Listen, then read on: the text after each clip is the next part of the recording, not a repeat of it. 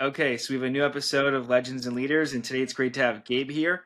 Gabe, you put together an incredible group, Cobra Starship, which has had so many amazing songs. I listened to some of these songs today. You Make Me Feel is one of those. You guys toured around the world, and you now are kind of back with a whole new take on men's skincare, which is interesting. And you're building this out, and you want to kind of have this niche around people, men that care about this, but also expand it to people that should care about this and make it something that's cool and not necessarily something that doesn't appeal to the mass audiences, which I think is really interesting. So I'm excited to have you here and just to get into your story. Thank you. Thank you for having me. Awesome. So just kind of going back to the beginning, like when you were just even like when you were growing up, when you were like, how did this passion for music, for wanting to be an artist kind of happen? How did you like launch yourself in that space? Like, how did that all begin, basically? Um, I think, I was always a kid who didn't quite fit in. I was born in South America, so then I was like an illegal immigrant living in Queens. Uh, And then I like moved from Queens to Jersey when I was 11. So I was like the weird New York kid from, they used to call me Party Patrol pants because I wore these like Cavaricci, really colorful pants. And so, I didn't fit into upper middle class Jersey. So I think for me, I always looked to music as kind of for comfort, as a salvation. I think I really was drawn to music, especially just the pain that is expressed through music, and just listening to someone else go through something you're going through can really help you. So I think that from a young age, I just loved it. I love the community aspect of it. Again, not feeling like I had that at home, I just was drawn to it. So yeah, I don't know anything about music. My parents are not musicians. I remember not even understanding the concept of rhythm when I was younger. But I just really loved it. I had a passion, and I just figured it out little by little. Mhm. So how I how mean, did you start kind of? I can go much further on it, but it'll take hours. But yeah. No, I So would yeah, love to go. so Yeah, go we'll for it. do the whole story. Okay. So I got I love Nirvana. I think Nirvana was like the first band that I saw. I was like, oh wow, you can do it too. It doesn't have to be like this whole production with like stylists and big set design. You can really just be a garage band and just do it. So like when I was like a really young kid, everyone was into Nirvana, and just was inspired to play music. Everyone bought a guitar. I remember I got a guitar for my bar mitzvah, and and a bass. And I joined the band. That's like a band need a bass player. I'm like, oh, I'll get a bass. And I was playing bass. Just started playing music, learning how to play music, learning how to write songs. I took a year off. By the time high school came around, we were like doing local shows, and the local scene became big. And Jersey's like very densely populated, so every weekend we would do these shows, and it's like 400, 500 local kids at these shows. That's what we had to do. There were no like clubs in Jersey. Like sometimes we would take the bus into the city and go to shows there. But we like kind of built our own little scene in Jersey, and a lot of great bands came from there. Mike Kemp came from that scene. Saves the Day came from that scene. It was very cool. It was a special thing to be a part of. Um, and then I had already done a tour like my junior year of high school, like down the East Coast. And before I went to college, I'm like, oh, I'm going to take a year off and just go on tour. I did that, and then I ended up getting kicked out of that band. And I'm like, fuck this. I'm not dedicating my life to this anymore. I'm going to go to school and like get a real job. So I went to school, and I was like going to study, like, I was studying philosophy and political science. And maybe be a lawyer one day, maybe be a historian. I don't know what I want to do, but I was studying, and I was like, cool. And I started a band with other friends of mine from my local Jersey scene that were also ended up at Rutgers, which is the state school in Jersey. And we started, you know, doing music for fun after class. We were all living in the dorms and stuff. The next year, we got a house together on Hamilton Street in New Brunswick, and we ended up getting signed. It's almost like all the buzz from our local bands, we didn't miss a beat, and we just picked up from where we left off, kept going. Um, and it just goes to show you, because I was really heartbroken about getting kicked out of that band that I started, which is hard. It's like a real coup. And everything works out as supposed to be. I got signed with that band, and that was Midtown. That was my first band. And I learned a lot from that band. That band moved pretty fast too. This was like early 2000s. I remember I was in school. I did 3 semesters in school. I got signed. My dad's like, what the fuck? Like I never did well in high school. And then in college, I had a 4.0. I was doing great. And he's like, you're leaving school. You're doing well finally. And now you're going to leave school. And I'm like, yeah, I can always come back here, you know. And that summer, I went from like being a kid in college studying. That summer, we ended up touring with Blink 182 in amphitheaters. So it moved fast. It was incredible. And that was a lot of fun. But we were very young, and I didn't know there was a thing called the music business. I didn't know anything about business. And I learned a lot of things the hard way through that project. By the time I was 23, 24, I mean, Midtown has its whole own story too, which we could get into. But basically, we signed to an indie label out of California. That indie label then got bought by Universal. Universal saw a band of cute boys from Jersey that all sang, and they wanted to push us to be a boy band. We were like, no, we want to be a punk band. We had like a conflict. We ended up getting out of our deal. We made this very dark record on our own that then we sold to Columbia. And we're like, no, we're going to be a serious rock band.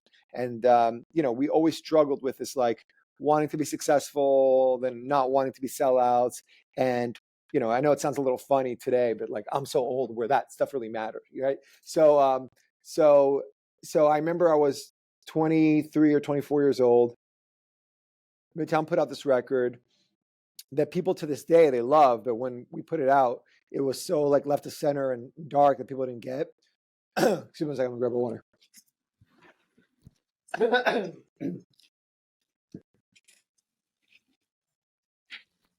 Sorry, I've been doing a lot of talking today already. So no one got the record, and we broke up, and I was like, okay, I'm going back to school now. And my professor said I can always come back. And I had this one friend who said to me, Gabe, I go to see a lot of shows. She worked in the business in some capacity. I go to see a lot of shows, and I don't usually see the presidents of the companies coming to see smaller acts like you guys. Like if they're coming to see you guys, that's because they really see something in you. And if you can just get out of your own way, you could probably be successful. And I'm like, get out of my own way. So I was like, okay, let me try that. And that was the genesis of Cobra Starship. I was like, I'm going to take everything I've learned in music. By then I was 24. I'd been playing music for 10 years. I learned actually how to be pretty decent. I learned how to write better. I learned how to be on stage. I had learned all these things. I was like, am I going to abandon this and go back to school, or like really give it a fair shot? So I gave it a fair shot. I gave my all, and we did Cobra Starship, and then, the rest is history.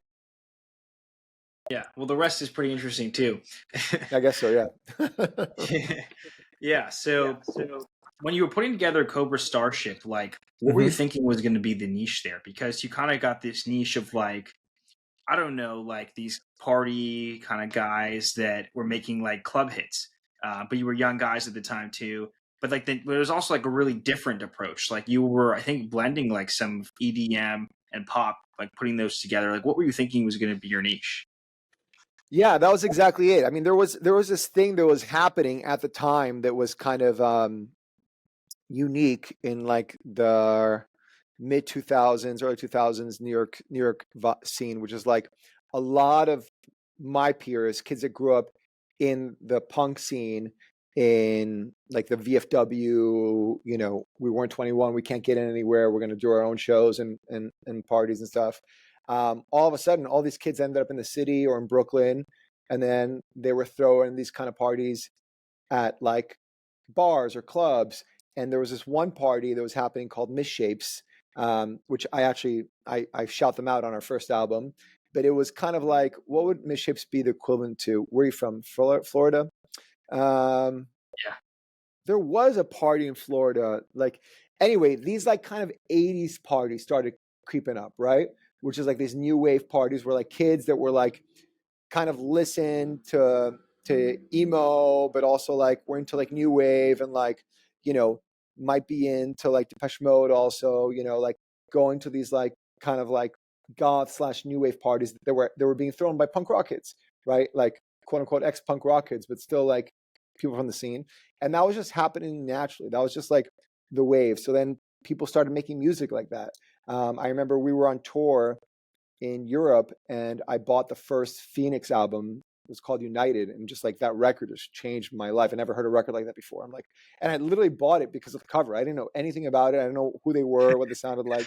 And then that opened up the world to like Daft Punk and Ed Banger Records and like all this other music that kind of sounded like the music we heard when we were little kids on the radio, but it was like the new wave, people were calling it. Now people look back and call that indie sleaze, right? So Cobra Starship was a band that like, we all can't, well, I did at least, come from like this punk rock world. And then we were like in this kind of more dance indie electro world. And we kind of wanted to blend those two things. And we wanted to do it also with like a sense of humor and having fun. One of the first sessions that I did for Cobra Starship before I even had a band was with Dave from Chromeo, who they were also on. I would say that they were like, they were like the more hipster version of what we were doing, but they also were like very tongue in cheek, a little humorous, having fun party songs. How many songs did it take you to get to Good Girls Go Bad? I mean, that was a huge breakout, and it was Yeah, incredible. It but was so don't different. forget, bro, Cobra Starship got big on a hit. We did the theme song for Snakes on a Plane. That's what Mm. launched Cobra Starship. So after Midtown, so this was happening. So I was going out. We made the last Midtown record. I'm 24, but I'm going to all these parties. And I start learning about producing and making music. So on the last Midtown record, there's a bunch of production interludes that I made on this old production program called Reason that people don't even use anymore. But that was like one of the first programs where you could actually just make music on your laptop. I'm talking like 2004. So I was like getting into this stuff, getting into like, how do you make music, not starting by playing on a guitar, but like actually just in the computer, trying different things. So I was already in that space. And then when Midtown stopped, I'm like, okay, I want to approach songwriting differently. I want to open up what I can do. So I don't just want to start with some chords or a guitar riff. I'm going to start with like a beat and see what I can build on top of it and mix the two together, right? And again, I didn't come from like a producing background. I didn't come from like a DJ background, but I was just like, hey, how do I blend these elements together? And so I went away the summer of 2004, I think. Yeah, or 2005. One of those summers I went away and like locked myself up in a cabin up in the Catskills in New York and just wrote what would become, half the first Cobra record. So I have these songs. I think these songs are fucking awesome. People love them, but also they're like, this sounds like way different. I don't even know what this is, what genre this is. I don't know where this goes. Like, yeah, they're catchy songs. Like, I don't know what the fuck to do with this. And it was like a really probably the most frustrating part for me as an artist of like just being told to wait. Like, we don't know what to do, but now's not the right time. It doesn't feel right, And we just need, I remember my manager was like, we just need a platform. We just need a platform. I'm just like, what the fuck does that mean? I'm like 24 years old. I'm like, I've been doing this, my whole life, taking my life to this. And I used to like make records, go to the studio, put out the record. And then they're like, no, let's wait. We got to find the right thing. And literally I had the name Cobra Starship and the Snakes on a Movie film got announced, and my manager was somehow connected to the soundtrack people, got in touch with them, and we're like, hey, I have this project from Gabe from Midtown, and we can put like this cool thing together with some other artists and like do it. And they love the concept. And that was really what launched Cobra Starship. So before any music was out, we had this one song. It was on the radio. It went crazy. And then it came out, and then people were very mad that I actually released the whole album after that. They're like, we thought this was just a joke for this funny movie. This can't be real. Fuck you. You can't do this. And I'm like, dude, I've been working on these songs for like almost 2 years. I'm glad I can finally put them out. And I just didn't argue with people. If people are telling you your band is fake, you can either argue with them or you can just go out and prove it. So we went out and proved it. And I put out that album end of 2006. We toured for a year straight. And like almost like a year to the month later, we put out our second album. And that album is what really kind of broke us in the scene. Like that, we went from like, I remember like in 2007, we were voted band most likely to disappear next year in AP. And then in 2008, we were voted most underrated band and we got the cover. So it flipped really Wow. quickly because we worked really hard. I mean, we toured probably 11 months out of that year and made a record while we were on tour. We recorded stuff on the bus, I remember. So those two records were like kind of back to back, the starting records. And then we had like, by then we were like at the end of like those 2-3 years, we were headlining. I think we headlined the Roseland in New York, which is like a 3,000 cap venue without any mainstream success or anything. So we had like this underground cult following then. And those I think were like the best times of Cobra. And so then after that, you know, the label takes an interest in us. We get upstreamed. We start getting matched up with like, especially in 2008, it was all about like the Max Martins and the writers and the hit writers. And, you know, it was all, there was no like really independent. Everything was about like, you had to be on the radio. This was before streaming. So you either got played on the radio or you didn't have a career. And we worked with Cara Guardi, and I had this line, I make good girls go bad. And she's like, "Ooh, I like that." And she just sang that melody, just came to her out of nowhere with no music. And so we built a song around that. That song went through 9 versions, right? We came back from this writing trip in California, and I'm like, I have a hit song. And like, no one heard it. We have to like go back home to our studio and reproduce it and rearrange it and shift around parts. There's literally 9 versions of that song until we got the right one. You knew it was a hit. That was the first hit. I knew it was a hit. I knew it was special. Yeah. I felt it. Yeah. Uh-huh. It was just the way it sounded. You had some feeling about it. I mean, I had never had a hit before, so what the fuck do I know? But, you know, for me, it was just very memorable. It encapsulated kind of like the vibe of Cobras. And, you know, and that was before we had Leighton. You know, then once we got Leighton on it, then it was game over. So once it came out, like what was did it kind of pop off right away? Did it take some time? Like how did it get that traction? Was it just because you were playing it touring? Yeah, I think it went pretty, like it did well really quickly. I mean, it was pushed to radio. Again, this was when songs would get released and you would push to radio simultaneously. Like now songs really build up for a long time and you have to have the streaming data. There was no streaming data back then, right? It was just like you have a great song, people are excited about it. The business was a lot more smoke and mirrors back then. It was like you're telling a story, right? You know, now you're naked right away. It's like you can tell any story you want. The data doesn't lie. It's like no one gives a shit about your song. You got 1,000 listens, right? So you really had to like, you know, that was, and I mean, that's what like the, you know, if you ever seen Spinal Tap, No. the movie Spinal Tap, if anybody's into the music business needs to watch the movie Spinal Tap. Anyway, they have, what's his name? Paul Shear, I think his name is.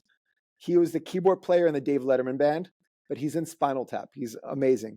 And he plays the radio promo guy who's just like the classic old school, hey, what's up, guy? Yeah, you. Oh, you're the best, man. You got to hate you. You're going to be a star. Like that thing. So that was like the whole music business getting on the radio back then. You had a whole promo team of guys that would go to different markets and like wine and dine the program directors, talk about their great new act. And, you know, but it works. I mean, it still works to be honest. You know, that's what major labels are very good at. They have this army of just like people just preaching the gospel of, you know, what's hot for them music wise. Yeah.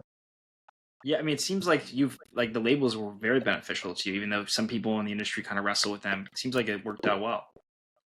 Yeah, I'm not an anti-label guy. You know, I have a label now, so I think labels can be really important. I think when you have a team of people that believe in you and like are working to like get your music out there, it's very important. I think that their business model, you just have to know what you're getting into. They're in the song business. They want to sell big songs. You as an artist, you're in the artist business. You want a long career. The longer your career is and the more popular you are, the more leverage you have against the label. Label doesn't like that.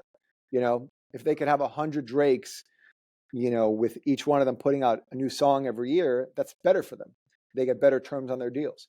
So labels at the end of the day, if you really want to be like a global superstar, the only way to do that is really through the label system. It's hard because they have an army. You need to become like a star.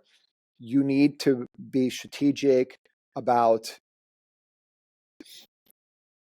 hitting all places at the same time. And that's very hard to do, even if you have a great management team or a great independent. Like, you need hundreds of people out there, just like boots on the ground in like every territory simultaneously.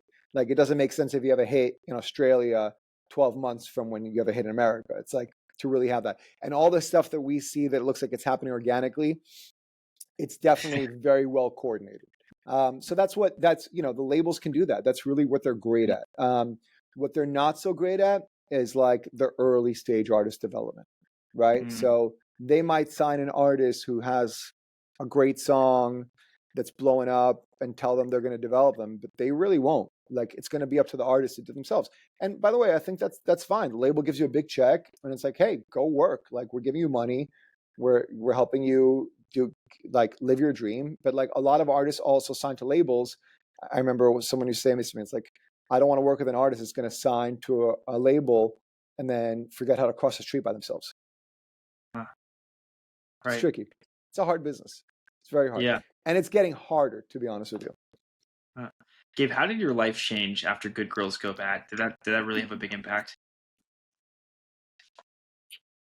It wasn't like one day to the next. The thing that was the one day to the next was Snakes on a Plane, because I really went from like being a failed pop punk artist to like red carpets in Hollywood. Like, that was really quick. That was like one day to the next. Holy shit. I remember Rylan and Alex. Alex is from Boca, from Cobra Starship. I Huh. wanted them to be in the band, and first I said no. And like 2 months later, Rylan worked at a job at a magazine just photocopying stuff from other magazines for clippings. And he literally saw Cobra Starship in there. He's like, hey, is that position still open? And I'm like, yeah, bro, you got it. You want it, it's yours, So that was really sudden. That felt very sudden, very, very fast, very crazy. By the time Good Girls happened, I was already kind of used to it in a way, It didn't feel as like abrupt, because we were like really had been working for like 2-3 years, and we didn't skip any steps, right? What about You Make Me Feel? How did that one happen? Was there a good story behind that too? Oh, man, You Make Me Feel. Yeah, You Make Me Feel was interesting. I was like going through like a different time in my life, to be honest. Like, Cobras was already so big, but music had really changed. Like, by the time 2012 rolled around, like, guitar rock was dead.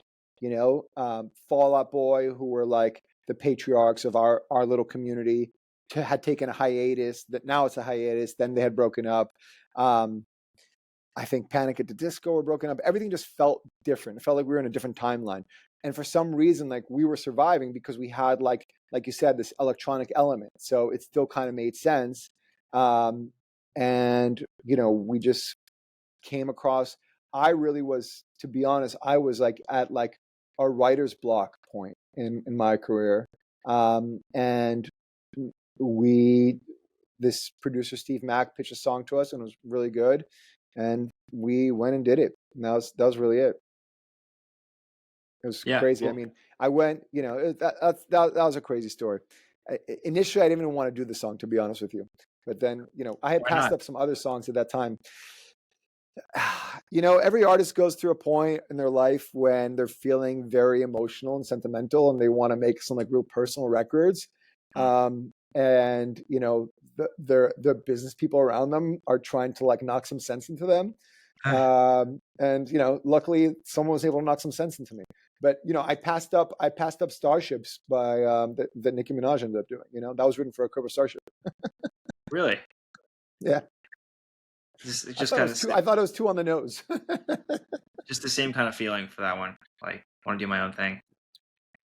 Well, yeah, that one was just like too on the nose. Like, starships are meant to fly. Like, I don't know, what does it to do with Cobra Starship? Yeah, I guess, yeah. Yeah, I hear. So was skincare something that you always were into during this time, or how did that passion of yours start to develop as well? Because I think it's been what 5 year plus journey. Of what? Of which 5-year journey of what? Skincare? Yeah, just being interested in skincare, developing product. Well, I want to clarify. So it's 5 years that I've been working on this concept with Brotege, what I just launched, and it's not many products. It's just one product for Mm. now. But I'll tell you kind of how it developed. So Yeah. several things kind of happening at the same time.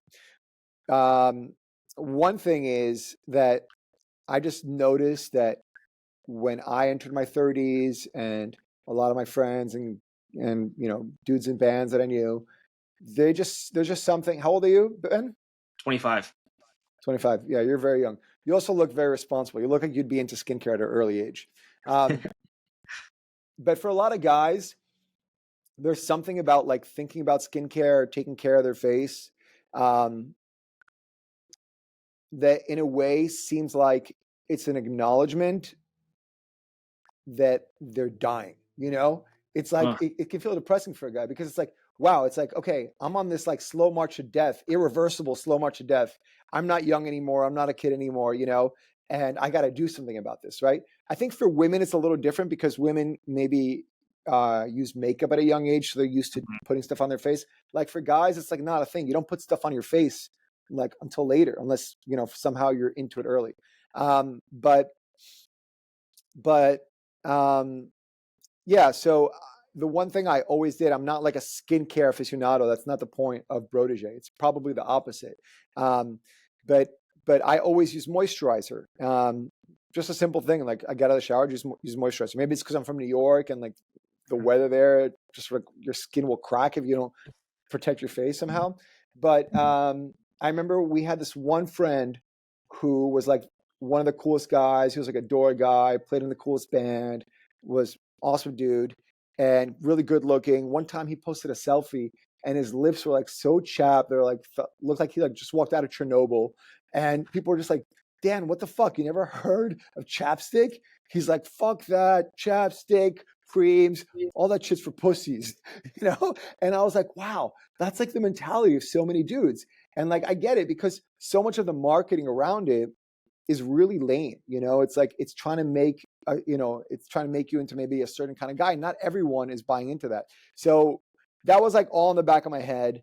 Then what happened is that the product that I used my whole life was discontinued.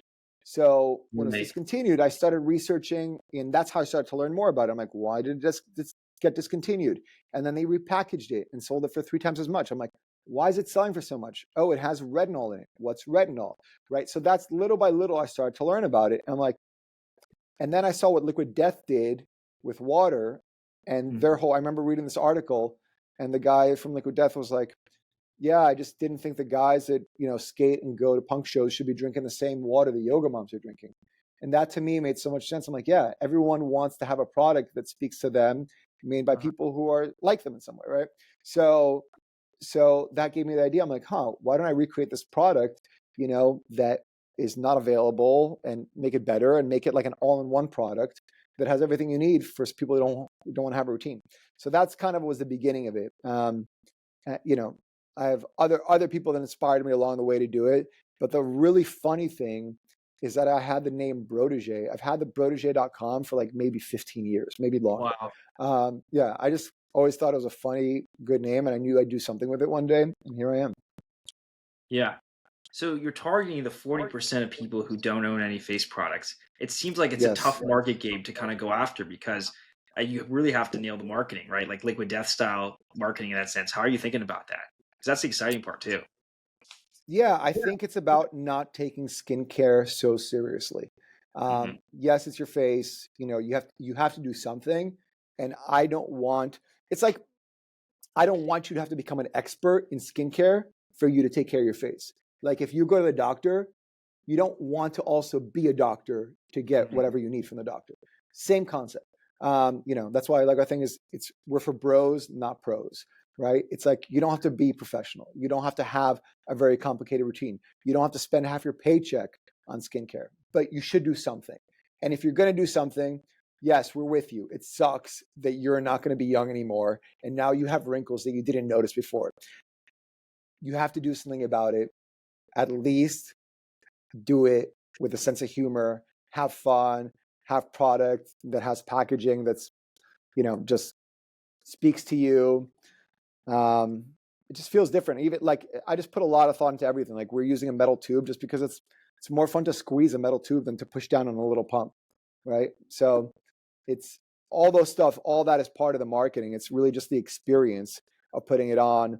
I didn't want it to be greasy. You know, guys don't want to feel like they're wearing something heavy, especially because it also has sunscreen. So we had to balance like the sunscreen level, how much retinol, the moisturizing stuff, because you want to put it on, and you want it to work, but you also don't want to feel like you're wearing something all day.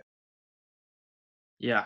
I mean, it's interesting how you've covered like the like three of the biggest pieces and problems here. Like you've got the moisturizing component, you also have the sunblock component, and then you're focusing on anti-aging, which like each one alone could be its own product and its own category. It is its own category, each one. They You usually kind of are, yeah, yeah, yeah.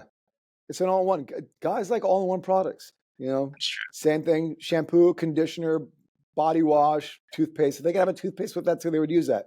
You know, it's like there are not all guys, but there are some guys who just don't have time, don't have the energy. Even me, like I've had times where I bought all these products. I didn't use them. They just sat around. You know, you're going to go for what's easy, what's simple. You know, what takes the least amount of effort and what's affordable. Yeah. So those are You've kind of got like some yeah. good. You've got some incredible advisors too, Gabe. I mean, Mary Ruth, it's perfect to have as an advisor. How is she helpful with everything that's going on? She's amazing. So um, she is, you know, so I took my playbook from two companies. One is Liquid Death, really Mhm. from the branding side of like, hey, if you have to use this product, you have to drink water, at least do it with a product experience that speaks to you and branding that speaks to you, and going after a niche as opposed to making something for everybody, really targeting a specific niche. Mary Ruth's model, when she first started, she was solving a problem for her clients. She was a health coach, and she would advise people to take a vitamin regimen. And a lot of people were just like, oh, it's so complicated, so many vitamins, makes me nauseous. So she was solving a problem to make an all-in-one daily liquid vitamin that tasted good, was easy, and also was on a subscription model. You could just deliver it to your door on Amazon and just not have to think about it. And really, I'm taking that business model from her. That was my inspiration for the business model. I wanted to solve a problem for people. The problem is I don't want to spend too much money. I want something that's easy. I want something that's all in one that actually works. You know, and again, for Mary Ruth, that product may not be for everybody, right? A lot of people who are pretty advanced in health consciousness may have their vitamin regimens, which they like. She's not trying to make something for everybody. She's trying to solve a problem for a certain group of people. And that's really what I want to do, is I want to solve a problem for a certain group of people. That makes sense. I totally get it. I mean, how are you going to balance? How are you going to balance everything? You've got the Warp Tour coming up. That's a big deal, and then you've also got this brand you're building. What does this all look like, Gabe, time wise here? You know, just when you think you can't handle any more, the universe gives you more. Well, you know, I retired from being an artist, 10 years ago now. Hmm. I came back. Cobras did our first show ever in 10 years this fall when we were young. And part of the reason why I wanted to do it was because I wanted to launch Brotege. So, you know, I wanted to have eyeballs on me again and do that. But for me, I really think that my priority now, especially with the personal things I'm doing, is really Brotege. I feel like in a lot of ways, everything that I learned in music is taking me to this point, right? It's similar in a lot of ways, right? When you're making music, you're ultimately making something for yourself that you want to hear, but you want the world to love it. Same thing with this. I made a product that I wanted to use because the product that I used to use that was similar didn't exist anymore in the market. And there wasn't anything like it in the market, nothing that spoke to me. So I made it. Again, it's a little bit of that like DIY mentality of like, you're going to do something for yourself, but you also want to share it with the world. And everything, especially in the past few years of having a label, and I go from like making music to all of a sudden figuring out how to market and get music out to other people, and learning about audiences and growing audiences and all the back end things acronyms I thought I would never even want to know, like your CAC and your LTV and your ROAS, all these things. Now I'm learning about. So it's a lot of fun. I think also just like, you have to keep growing, because if you don't keep growing, you start dying. And I like to be busy. I like to work hard. I like to learn. So this is very exciting for me. What made you want to step back as an artist? I wanted to have a family. really. I think it's very hard. I watched a lot of my friends get married and, get divorced and sorry, get married, go back on tour and get divorced. And just like, what's the point? So I feel like I really, when I was an artist, I really just like gave it my all, right? I didn't like one foot in, one foot out. I never had a job, didn't go back to finish college. I just like really focused on doing it, accomplishing what I wanted to accomplish. And I think I did with Cobras. I really felt like I got to the place I wanted to get. But there's also something that when you're an artist, you get to a point where you can, get to the top of a hill, and then it's more about making sure that no one takes your spot as opposed to reaching new heights. It can feel that way, it's not like that way for everybody. And, I'm not poo-pooing it, but for me personally, I felt like it was such a blessing for me to be able to make the record. I have 7 records between my 2 bands. I've released 7 records. I felt like I got to get a lot out. I got to deal with a lot of my personal trauma and issues and really express it and share it with people. And I feel like that was a contribution that I was lucky to make. And it was awesome. And then I started a label and I'm helping other artists with that now. And with Brotege now, it feels like a good marriage of the two things where like being the founder is important. It's my vision, but I'm also leveraging the infrastructure that I built here with my marketing operation as a label to really launch this product. I mean, we didn't take any investment to get this off the ground, and it's really been awesome. It's thank God people are responding to it very well. So you see like your label now as being like this launch pad, and like how like what does that kind of look like for the brand with the label?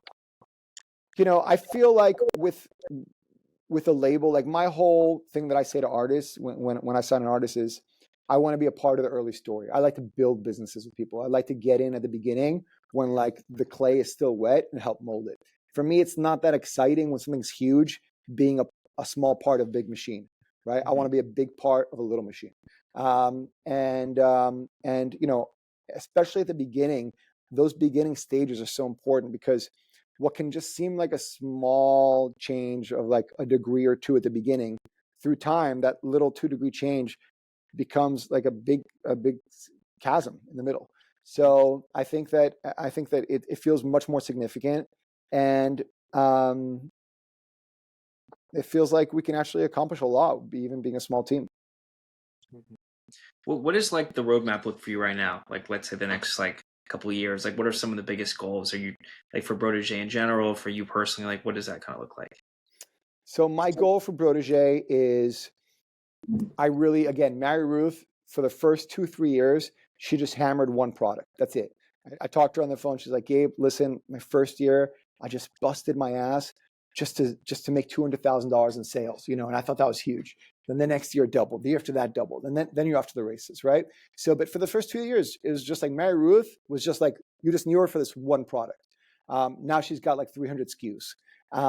So my vision for Brotege is I'm just going to focus on this product that solves the most amount of problems for the most amount of people. And my goal is to get to 10,000 subscribers. Once I get there, I want to expand maybe into offering some other products as well too. But eventually I want this to be in retail stores. I'm not going to go to retail for a long time. I know that if you go to retail early, it's not good. And there's so much to do in D2C right now that there's really no need for it. But I also just want to be a part of culture and just go to where the people that we're trying to help are, right? So we're working like in the comedy space. We want to work in the alternative sports place, obviously in music. So that's really it. I just really want to plant our flag and just build the community. I know from building a band that you can't do it overnight. So same thing with a brand. It's like it's not going to happen like that overnight. But I do think that I have the right ingredients for success, and I really just believe in it. I think that there's a certain group of people that are being ignored when it comes to skincare and personal products, and there's just an approach that is not there, and I think it's mine for the taking. Yeah. Well, I do agree. There's a huge niche here, and I think your branding is going to be what defines that. And so far, it sounds pretty good, and pretty interesting. Thank you. Thank you. Yeah. It's exciting. Yeah. And then this month we're launching Amazon. We're not even on Amazon now. We've just Mhm. been only D2C, only on our website. We're going to launch our TikTok shop, and we're just going to put the pedal to the metal. I mean, so I think one second, this thing is just going off. Go ahead. Yeah, that was all the questions I had, anyways, Gabe. But I appreciate you taking the time of doing this. I'm excited to see how Brotege continues to grow. I think it's a great idea, and it's cool that you've got this artist backbone behind you because you really understand culture. You know how to shape culture, and that's exactly what you're gonna have to do again here, just in a different form.